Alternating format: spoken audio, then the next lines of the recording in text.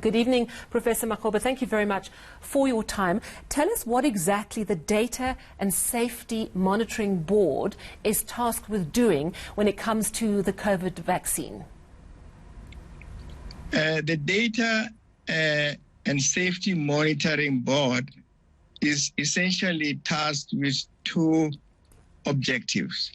The first one is to define and assess the safety of whatever is being tested as a vaccine.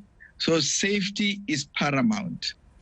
The second one is to ensure that the trial is conducted with the highest standards of science and ethics. Those are really the two major objectives of the Data and Safety Monitoring Board. I see. You are one of 3 non-USA experts on the 12-member panel. We know that there are a lot of vaccine trials underway across the world. Are you tasked with being involved in overseeing all of them? Are you just looking at a small portion of them? How does it work for you? No, we are tasked to oversee and approve the clinical trials that are conducted through the U.S. government. As you know, I think many countries are on a race, I think, to discover, a safe and effective vaccine.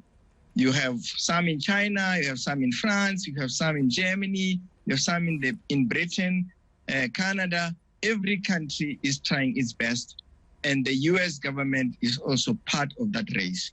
And we are the Data and Safety Monitoring Board of the U.S. government to look after the clinical trials for COVID-19 that will be starting in the U.S. I see. So the VITS vaccine trial under Professor Shabir Mahdi, you wouldn't have any jurisdiction over that because that's linked to Oxford University. Am I correct?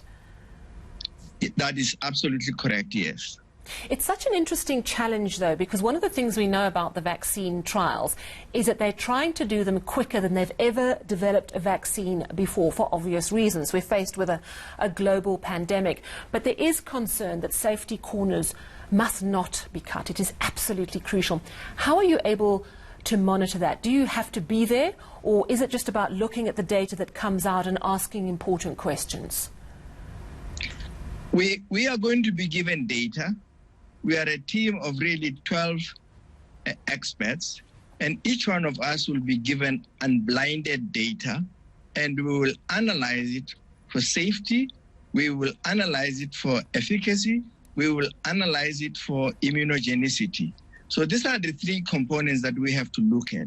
And we will meet regularly and discuss, and each one of us, I think, will make their independent input to make sure that, as I said to you, there is safety and there is scientific rigor and ethical rigor in the process. Have you started work already? Are you able to tell us how it's going and which trials are looking more promising? We have had our first meeting, I think, to discuss our modus operandi, and that will be followed by the normal formal meetings of the Data Safety and Monitoring Board from now on, yeah. Okay, well, it sounds like a really important job, and it's so crucial that the safety around vaccine development is monitored by independent scientists. I also want to speak to you, of course, about your day job as our health ombud, and I know that you are there to actually look after people who have complaints against the medical system. We know that our health system is under enormous pressure at the moment, in a real race against time to get enough beds up and running and to accommodate people. At the same time, we have heard awful stories of people being denied care, being rejected because health staff thought they might have COVID-19. I'm wondering if your plate is fuller at the moment because of COVID-19, or less so because in many cases people are staying away from hospitals unless it's COVID-19 related. Well, funny enough, it's less full because people are really preoccupied with the pandemic rather than with complaints. I'm sure when things settle and stabilize, there will be more people, I think, coming to complain to the health ombud about how they were treated. But I think at the moment, most people are concerned with survival, with being safe, and with being healthy. And as such, I think the Office of the Ombud does receive complaints as it normally does. They have not really become more than what we normally would expect, but I think it's because everybody just wants to be able to survive, to live. Absolutely. Keeping an eye on this pandemic as it unfolds in South Africa, what are your thoughts? Which areas are you most concerned about? What are the things that trouble you? I'm not going to comment on that because I think the Minister of Health and the President have got many teams that are looking into that. I'm not part of those teams. I've got other roles in government that I play. I have to make sure that your lights are on tonight as the chair of ESCOM. So that's quite a huge responsibility. But in terms of the COVID, I leave that to my colleagues that I know very well, that are competent. And I think they will try to do the best that they can.